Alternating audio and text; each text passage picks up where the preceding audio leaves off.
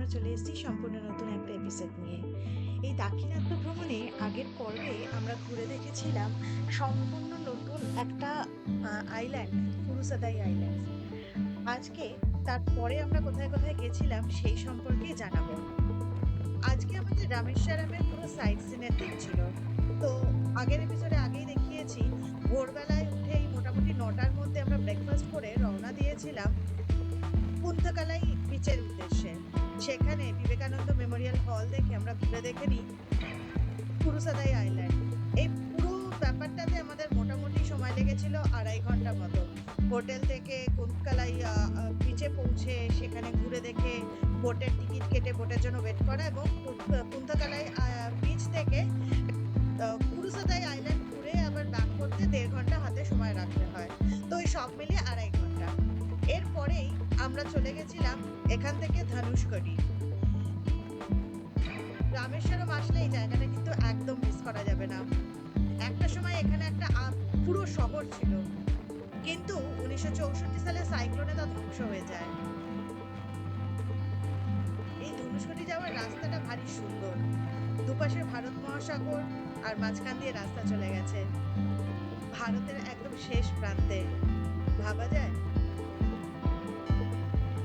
মাঝে মাঝে বড় বাড়ি, চার্চ, রেল স্টেশনটাও এখনো পর্যন্ত আছে। এখান থেকে আমরা যে জায়গাটা ঘুরে দেখবো একদম ভারতের শেষ পয়েন্ট বলা যায় না, বাট ভারতের প্রধান স্থলভাগের শেষে যে অরুণাচল মুনাই বলে জায়গাটা, আরিচাল মুনাই, অরুণাচল না সরি, আরিচাল মুনাই বলে এই জায়গাটা, সেটা দেখে নেওয়া যায়। এবং তার সাথে অবশ্যই এই ধনুষকোটি আমরা ঘুরে দেখেছিলাম। অপূর্ব অপূর্ব সুন্দর রাস্তা।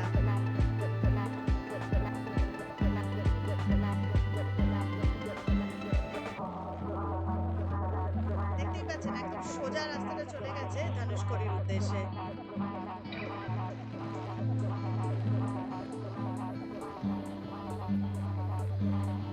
পথে একটা মন্দির পড়েছিল যেটা আমরা ফেরার পথে দেখেছিলাম। অ্যাকচুয়ালি রামেশ্বরম পুরো জায়গাটাই রামকে কেন্দ্র করে, রামায়ণকে কেন্দ্র করে। তো রামায়ণের যে সমস্ত প্রধান ক্যারেক্টার আছে সবার উদ্দেশ্যেই এখানে একটা করে তীর্থম আছে। যেমন বিভীষণকে নিয়ে তীর্থম, এই একটু আগেই যে জায়গাটা দেখলাম ওটা বিভীষণের তীর্থম। ওখানে বলে যে বিভীষণের রাজ্যাভিষেক করেছিল এবং সব জায়গাতেই একটা করে ফ্লোটিং স্টোন রাখা আছে। যে ফ্লোটিং স্টোনটা অলরেডি আমরা আগের এপিসোডে, বন্ধুরা আপনারা যদি মিস করে থাকেন অবশ্যই আগের পর্বটা দেখবেন। তো ফ্লোটিং স্টোন অলরেডি আমরা নিজেরা নিজে হাতে ধরে সেটা সমুদ্রের জলে ফেলে ভাসিয়ে দেখে এসেছি ওই কুরুসাদাই আইল্যান্ডে। তাই এখানে আলাদা করে নেই, কারণ এখানে সমস্ত তীর্থক্ষেত্রে মন্দিরগুলোর ভিতরে একটা বালতির মধ্যে ওরা পাথরটা রেখেছে এবং আপনার থেকে 100 টাকা 200 টাকা 500 টাকা নিয়ে আপনাকে বলবে আপনি হাত দিয়ে ছুঁন, মাথায় দিন, জলের ভাসান ইত্যাদি ইত্যাদি। তো আমরা সেই জন্য আর বাকি কোনো জায়গায় এই প্রসেসটা করিনি, যেহেতু আমরা মেন আইল্যান্ডেই দেখেছি। এবং অবশ্যই আমাদের ড্রাইভার দাদা আমাদের এই ব্যাপারে ভীষণই গাইড করেছেন। তো আমিও সাজেস্ট করবো বন্ধুরা, আপনারা যদি কুরুসাদাই আইল্যান্ড ভিজিট করেন তাহলে আপনাদের আলাদা করে এই মন্দিরের পাথরটা দেখার কোনো দরকার নেই, অথবা লাইফ টাইম লাইফ টাইম আপনি করতেই পারেন যদি আপনারা কুরুসাদাই যাচ্ছেন না। তো এই যেটা বলছিলাম যে পুরো রামায়ণকে কেন্দ্র করেই এই রামেশ্বরম। তো রামায়ণের সব ক্যারেক্টারকে নিয়েই এখানে একটা করে মোটামুটি তীর্থ আছে। যেমন বিভীষণ তীর্থম, এখানে নাকি বিভীষণের রাজ্যাভিষেক হয়েছিল রাবণ মারা যাওয়ার পর। এছাড়াও রয়েছে লক্ষ্মণ তীর্থম, সীতা তীর্থম, জটায়ু তীর্থম, রাম হনুমান তীর্থম। তো সেই আর কি, মানে পুরো রামায়ণকে কেন্দ্র করে এখানে যেন প্রত্যেক ধুলোকণায় রামায়ণ মিশে আছে। বড় অপূর্ব সুন্দর এই রাস্তা। তবে একটাই জিনিস, সেখানে কিন্তু মাছ ভাজা পাওয়া যায়। তো মাছ ভাজার গন্ধ ভালো রকম পাওয়া যায়, সেই কারণে আমরা চেষ্টা করিনি এই মাছ ভাজা খাওয়ার। আপনারা ইচ্ছা করলে অবশ্যই ট্রাই করতে পারেন।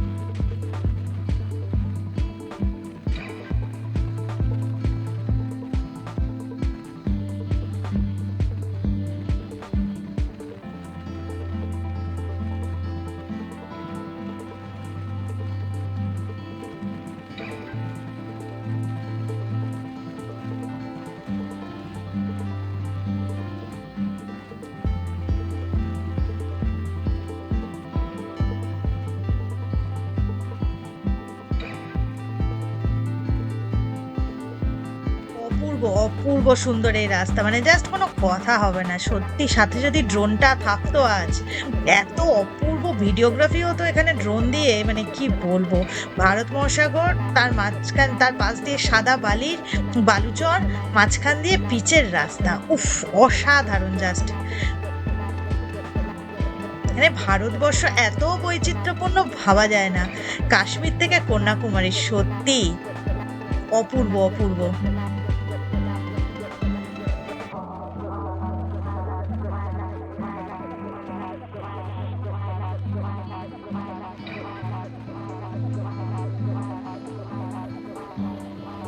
এই প্রসঙ্গে বলে রাখি, সামনের এপিসোডটাও কিন্তু একদম মিস করবেন না। রামেশ্বরম থেকে সামনের দিন, মানে পরের দিন আমাদের প্ল্যান হচ্ছে পক প্রণালী, মানে সেই পার্ক স্ট্রিটে স্নরকেলিং করতে যাব। অবশ্যই দেখবেন কেমন লাগলো, সাথে থাকবেন বন্ধুরা। রামেশ্বরম, অবশ্যই রামেশ্বরম মন্দিরকে নিয়ে, দ্বাদশ জ্যোতির্লিঙ্গের অন্যতম মন্দিরকে নিয়ে, কিন্তু সেই সাথে আরো কিছু আছে রামেশ্বরমে, সবকিছুই তো দেখতে হবে, তাই না?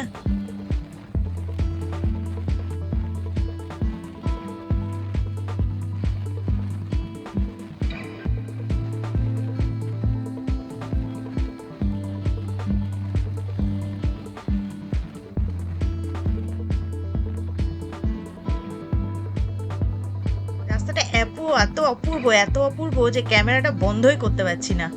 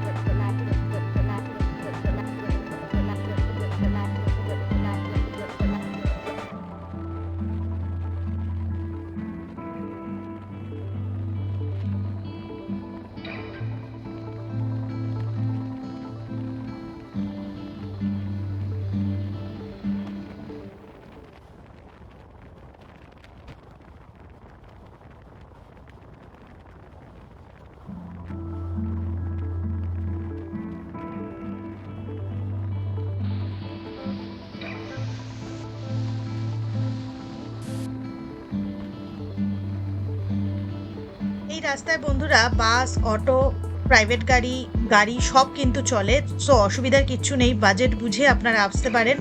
এখানে যেমন অটোতেও করে আসতে পারবেন, সেরকম বাসে, সরকারি বাসে করেও আসতে পারবেন। আবার সেরকম আপনারা গাড়ি ভাড়া করে, এসি গাড়ি, নন এসি গাড়ি, সেটা করেও আসতে পারবেন। কাজে এখানে সব রকমের যানবাহন চলাচল করে, তো সেই ব্যাপারে কোনো অসুবিধে নেই। শুধু সময়টা মনে রাখবেন, এটা কিন্তু সূর্যাস্তের পর বন্ধ করে দেওয়া হয় এবং পুলিশ থেকে গার্ড নিয়ে সবাইকে বাড়ি পাঠিয়ে দেওয়া হয়। তো আসতে হবে কিন্তু মানে যত মোটামুটি 3টের মধ্যে ঘুরে ব্যাক করার প্ল্যান থাকলেই ভালো হয়। আমরা যেহেতু প্রথমেই চলে গেছিলাম কুরুসাদা আইল্যান্ড, তাই জন্য সকালে আসিনি, আমরা দুপুরবেলায় সময়টা এসছিলাম, যার জন্য গরমটা প্রচণ্ড ছিল হয়তো, মানে সেই জন্য ড্রাইভার দাদাও বললেন যে সকালের দিকে ওয়েদারটা খুবই ভালো থাকে, আর অবশ্যই দুপুরবেলার পর, মানে এই 4টে থেকে আবার রোদের তেজটা কমে আসে।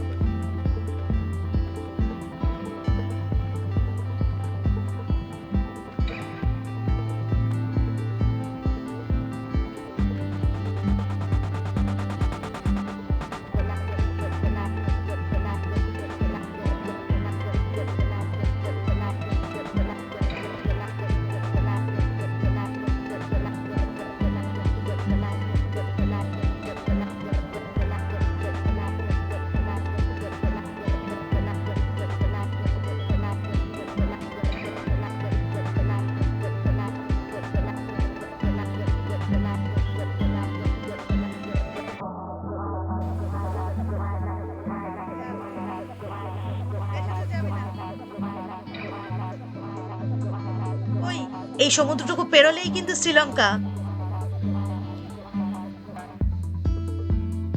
অশোক স্তম্ভ, আমাদের প্রাইড। ধনুষকোটি মার্কেট, ধনুষকোটি চার্চের ধ্বংসাবশেষ। এখন কিন্তু এটা ঘোস্ট সিটি। আগেও বলেছি, আবারও বলছি, বিকালের পর মানে সূর্যাস্তের পর কিন্তু এখানে কাউকে থাকতে দেওয়া হয় না।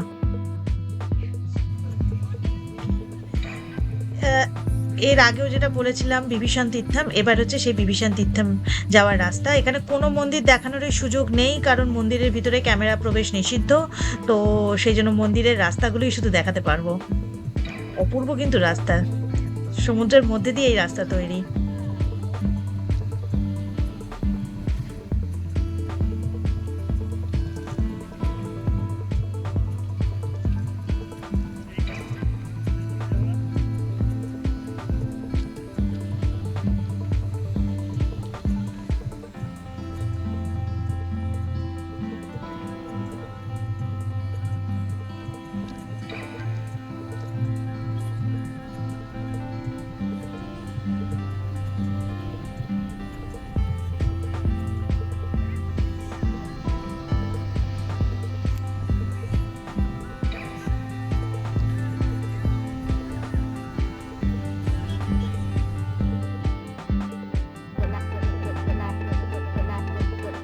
হনুমান মন্দির, লক্ষণ মন্দির, লক্ষণ তীর্থম, খুব সুন্দর।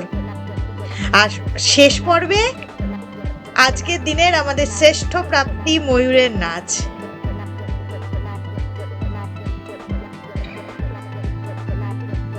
বইতে পড়া কুরুসাদাই আইল্যান্ড খুঁজে বার করা দিয়ে দিন শুরু, আর দিন শেষ হলো অপূর্ব সুন্দর ময়ূরের নাচ দেখে। বন্ধুরা, কেমন লাগলো জানাতে ভুলবেন না। ভালো লাগলে অবশ্যই লাইক, শেয়ার ও কমেন্ট করুন।